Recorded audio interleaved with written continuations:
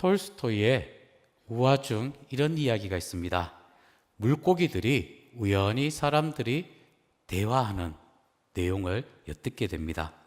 사람들은 세상에서 가장 중요한 것이 바로 물이다라고 말했습니다.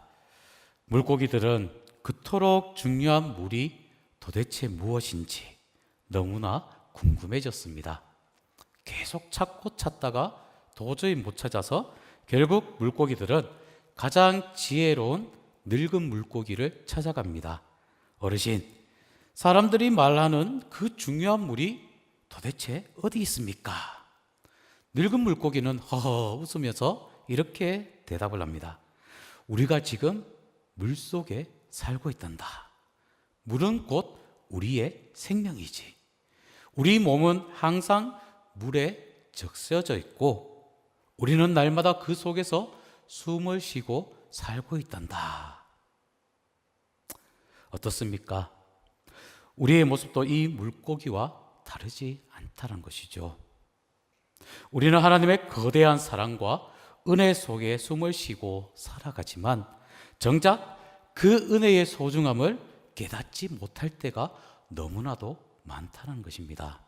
오늘 본문에 보면 사도 바울의 위대한 간증이 나오는데요.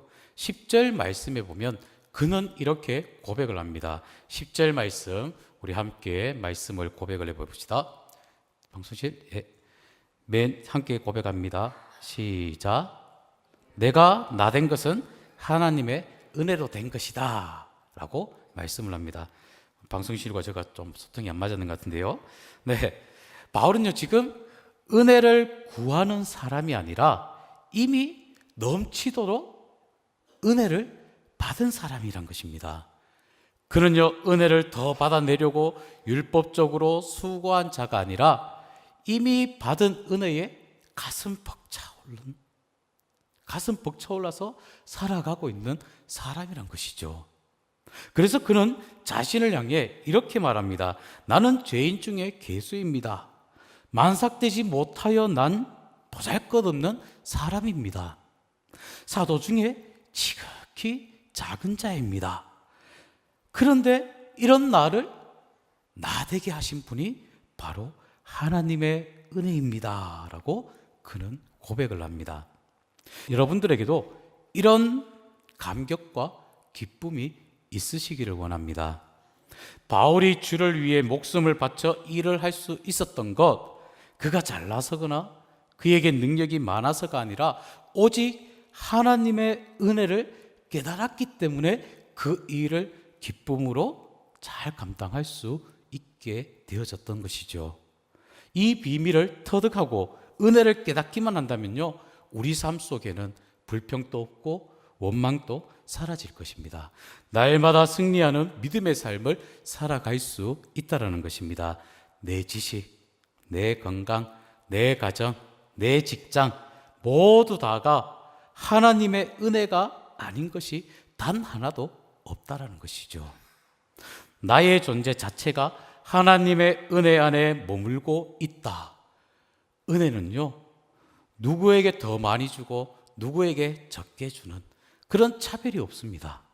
문제는요, 내게 이미 주신 그 은혜를 내가 얼마나 깊이 깨닫고 있느냐가 문제라는 것입니다.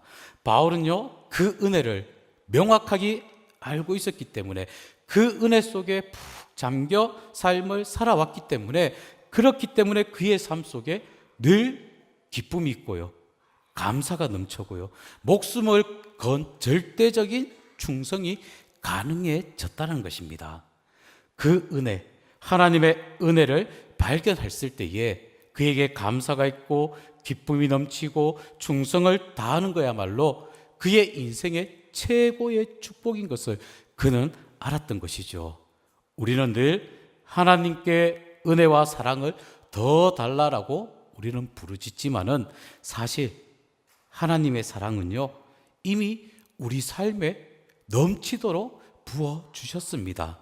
단지 우리가 그 은혜를 깨닫지 못하고 있을 뿐이란 것이죠.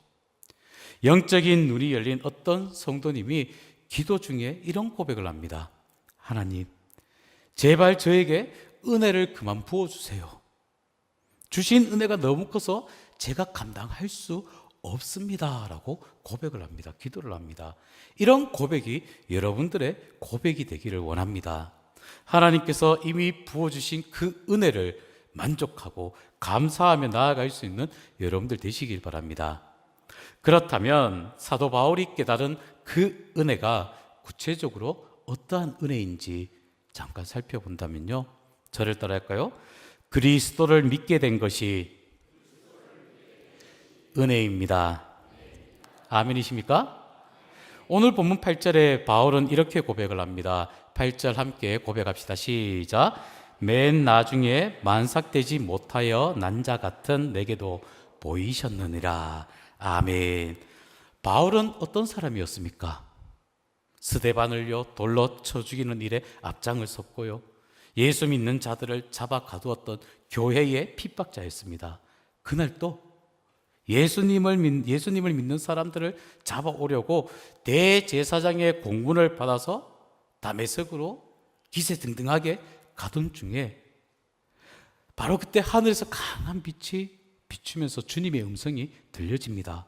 사울아, 사울아, 내가 왜 나를 핍박하느냐? 깜짝 놀란 사울이요, 주여 누구십니까? 라고 물었을 때에 나는 내가 핍박하는 예수다 라는 말씀이 들려왔습니다. 그 자리에서 사울은 꼬그라졌고요, 부활하신 주님을 영접해서 완전히 새로운 사람으로 바울이 되었던 것입니다. 예수 믿는 자들을 잡으려고 가던 그 잔인한 박해자가 완전히 그리스도의 사람으로 변화된 것.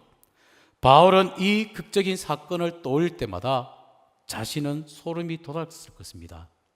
왜?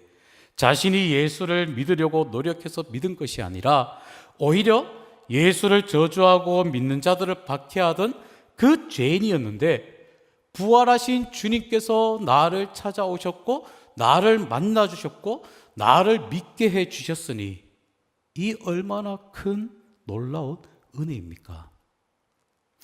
여러분이 오늘 이 자리에 앉아서 예배 드리는 것 또한 예수를 주로 고백하는 것 그 자체가 기적이며 전적인 하나님의 은혜인 것을 고백하며 나아가시는 여러분들 다 되시길 바랍니다. 또 저를 따라할까요? 그리스도의 일꾼이 된 것이 은혜입니다. 아멘이십니까? 바울은 하나님의 일을 할 수 있는 그 자격이 주어졌다. 그 사실 그것만으로 그는 은혜로 여겨졌던 것이죠. 9절에 그는 이렇게 고백합니다. 9절 함께 고백합시다. 시작. 나는 사도 중에 지극히 작은 자라. 내가 하나님의 교회를 핍박하였으므로 사도라 칭함을 받기에 감당하지 못할 자로다. 아멘. 과거의 죄를 생각하면요, 도저히 하나님의 일꾼이 될 자격도 조건도 없는 사람이었습니다. 그런데도 하나님께서 일반적으로 자신을 사로잡으시고 그리스도의 일꾼으로 삼아주셨다. 그래서 바울이요, 디모데전서에 보면 나를 충성되이 여겨 내게 직분을 맡기셨다라고 그는 감사해야 합니다. 쓸모없는 자를 쓸모있다라고 인정해 주시고 일할 수 있는 능력과 기회를 주신 것에 감사했던 것이죠. 이런 감사 넘치길 바랍니다. 세상에 할 일이 있고 나를 불러주는 곳이 있다면 얼마나 감사한지 모릅니다. 그러므로 교회에서도 직분을 맡을 때에 높은 자리, 낮은 자리 가리지 마시고 일을 할 수 있다라는 그 자체만으로 귀하게 여기시기를 바랍니다. 아무리 세상에서요 성공한 사장이라 할지라도 그 일을 즐겁게 하지 않고 무거운 짐으로 여겨진다면요, 그는 일의 노예자입니다. 그러나 사람이 보기에 하찮고 작은 일일지라도 내게 맡겨주신 하나님께 감사하고 기쁨으로 그 일을 감당한다면요, 그는 인생의 진정한 주인이란 것이죠. 일은요, 하나님의 은혜입니다. 직분은요, 직책은요, 그분의 선물이란 것이죠. 그러니까 우리가 받은 그 은혜를 온전히 유지할 수 있는 비결은요, 감사함으로 봉사하고 이웃을 섬기는 것임을 꼭 기억하시길 바랍니다. 또 저를 따라 고백할까요? 고난과 수고마저도 은혜로 알았습니다. 아멘이십니까? 10절 말씀을 다시 본다면 바울은 또 이렇게 고백합니다. 10절 함께 고백합니다. 시작. 내가 모든 사도보다 더 많이 수고하였으나 내가 한 것이 아니요 오직 나와 함께 하신 하나님의 은혜로다. 내가 한 것이 아니라 오직 나와 함께 하신 하나님의 뭐다고요? 은혜로다. 여기서 말하는 수고하다라는 이 말은요, 헬라어로 보면 에코피아사라는 단어를 씁니다. 이 단어가 어떤 뜻이냐면 뼛속까지 지치도록 열심히 일한다라는 뜻입니다. 즉 사도 바울은요, 실제로 그리스도를 위해서 상상을 초월할 정도로 고난과 또 역경을 겪지 않았습니까? 고린도후서 11장에 보면 그는 자기가 겪은 고난을 이렇게 고백을 하는데, 옥에 갇히기도 수없이 했고 매도 수없이 맞았고 여러 번 죽을 고비도 넘겼습니다. 유대인들에게 마흔에서 하나 감한 매를 5번 맞았고 3번 태장으로 맞고 1번 돌로 맞았습니다. 파선을 당해 밤낮 바다에서 표류하기도 하였고 강도의 위험이며 동족의 위험이며 이방인의 위험이며 광야와 바다의 위험을 겪었으며 줄이고 목마르며 춥고 헐벗었던 그 인간적으로 보면요, 끔찍한 고생의 연속이었죠. 그런데 놀랍게도 바울은 주를 위해 이 모든 고생과 수고를 한 것까지도 다 뭐다? 하나님의 은혜다라고 그는 고백을 하고 있습니다. 고난마저도 주님과 함께 하기에 기쁨으로 감사함으로 감당할 수 있었던 것이죠. 여러분들에게 이런 고백이, 이런 은혜가 있기를 주님의 이름으로 축복합니다. 그렇다면 이 거대한 하나님의 은혜를 깨달은 바울은 삶 속에 어떻게 반응하며 살아가느냐? 그는 철저하게 겸손해졌던 것입니다. 바울은요, 은혜를 알기 전에는 자랑거리가 참 많았던 사람이었습니다. 나는 태어난 지 8일 만에 할례를 받았고 이스라엘 족속이면서 베냐민 지파이고 히브리 중에 히브리인이며 당대 최고 학부인 가말리엘 문화에 공부한 엘리트였습니다. 그는 교만했습니다. 그러나 하나님의 은혜를 깨닫고 나니까 그 모든 화려한 스펙들이 배설물처럼 보여지더라고요. 오직 그리스도를 아는 지식만이 가장 고상함임을 그는 알았기 때문에 스스로 낮아졌던 것입니다. 하나님이 우리에게 주신 가장 큰 복 중에 하나가 바로 겸손의 복입니다. 겸손은요, 모든 하늘의 축복을 여는 마스터 키입니다. 즉 하나님께서 바울이 교만해지지 않도록 그의 몸에 육체의 가시, 즉 사탄의 사자를 두셨습니다. 우리 인간들에게도 마찬가지란 것이죠. 조금 살만하면 교만해지고요, 조금 성공을 하면 게을러지고요, 조금 높아지면 오만불손해집니다. 그래서 하나님께서 때론 우리를 겸손하게 만드시려고 은혜를 베풀어 주십니다. 그 은혜가요, 때로는 가시로, 때로는 고난의 막대기로 우리를 낮추셔서 우리 발이 마침내 땅에 닿게 하십니다. 우리가 바닥에 엎드려 무릎을 꿇을 때에 비로소 우리는 진실을 마주하게 되고 겸손해진다는 것이죠.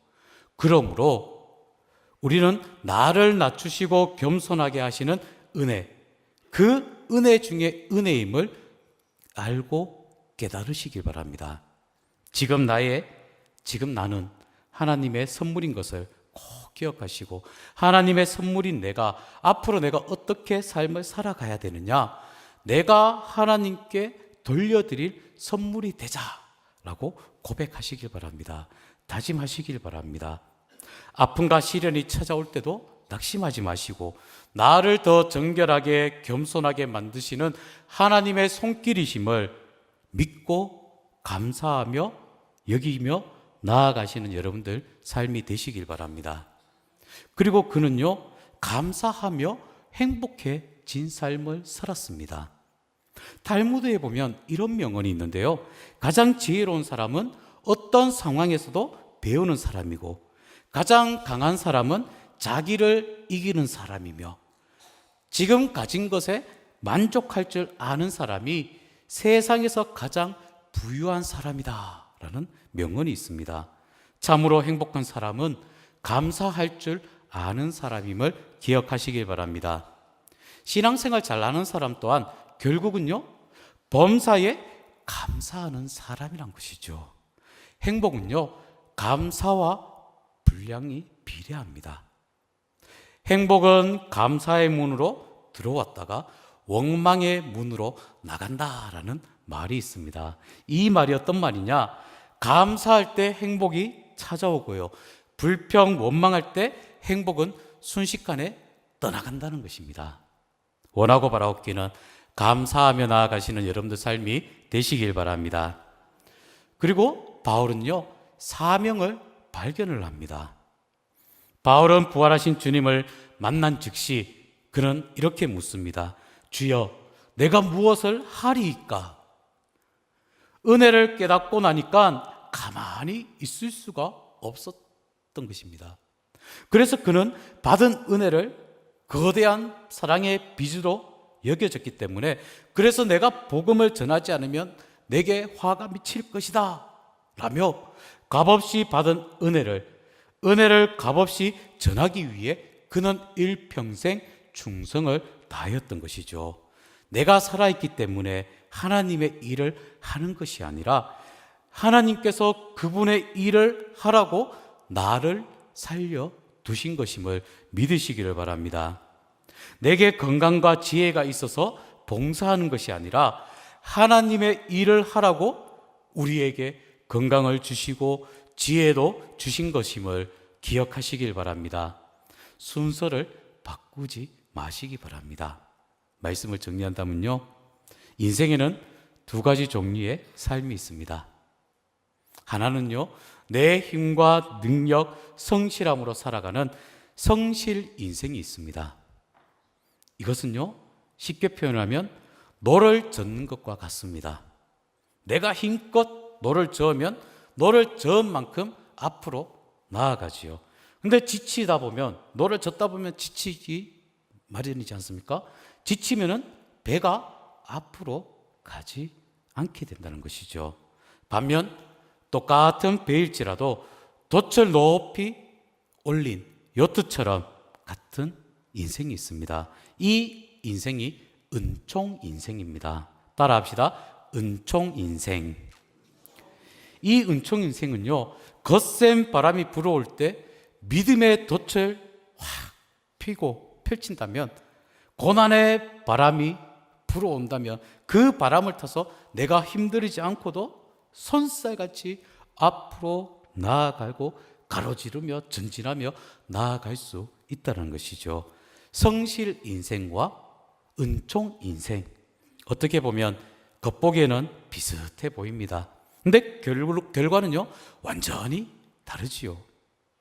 은총 인생은 하나님께서 친히 이끄시고 하나님이 직접 아름다운 결론을 내려주시는데, 여러분들 꼭 은총 인생을 살아가시길 바랍니다. 세상 속에서 열심히 땀 흘려 수고하되 내 힘이 아니라 하나님의 은혜를 더 사모하며 나아갈 수 있는 여러분들 삶이 되시기를 바랍니다. 하나님의 은혜는 우리의 생명보다 귀합니다. 우리가 넘어지고 실수할지라도 은혜의 바람은 그 실수마저도 합력해서 선을 이루고 나아가신다는 것입니다. 바울은 이렇게 고백합니다. 내가 한 것이 아니요 오직 나와 함께 하신 하나님의 은혜로다. 은혜는 곧 하나님이 나와 함께 하시는 동행이십니다. 은혜를 받았느냐 못 받았느냐 중요하지 않습니다. 은혜는 이미 우리에게 넘치도록 부어지고 있다는 것입니다. 다만 내가 그것을 깨달았느냐 깨닫지 못했느냐가 문제라는 것이죠. 우리는 이미 십자가와 부활로 구원받은 엄청난 은혜의 수혜자입니다. 이제 그 은혜를 우리는 세상과 함께 나누며 살아가야 할 것입니다. 하나님께서 아브라함에게 말씀하시죠. 너는 복의 근원이 될지라 라고 축복하셨습니다. 나 혼자만 복을 받고 끝나는 것이 아니라 나를 통해서 내 주변이, 나를 통해서 우리 가정이, 나를 통해서 우리 직장이, 우리 일터가, 나를 통해서 우리 이 지역이 복을 누릴 수 있는 축복의 통로로 쓰임받는 여러분들 되시길 바랍니다. 세상의 것들은요, 쓰면 쓸수록 달아 없어지지만은 하나님의 은혜는 나누면 나눌수록 더욱 커집니다. 남을 위해 기도하면요, 내 기도의 지경이 넓어집니다.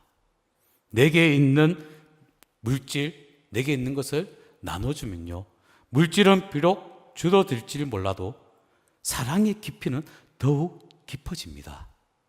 복음을 열심히 나누면 내 안의 은혜가 더욱 풍성해짐을 기억하시길 바랍니다. 이것이 바로 나눔을 통한 성장의 비밀입니다. 지나온 과거를 돌아보면요, 여기까지 인도하신 에베레셀의 은혜입니다. 지금 나의 삶을 본다면요, 순간순간마다 동행하시는 임마누엘의 은혜입니다. 다가올 미래를 바라보면요, 모든 것을 완벽하게 예비하실 여호와 이레의 은혜임을 기억하시길 바랍니다. 이 놀라운 은혜를, 그 약속을 믿고 이제 염려, 걱정, 근심 다 내려놓으시고 날마다 감사함으로 승리하는 삶을 살아가시는 여러분들 삶이 다 되시길 바랍니다. 여러분들 삶 속에 하나님의 풍성한 은혜를 깊이 깨닫는 그 은혜가 더욱 여러분들 삶에 넘치기를 다시 한번 기도합니다.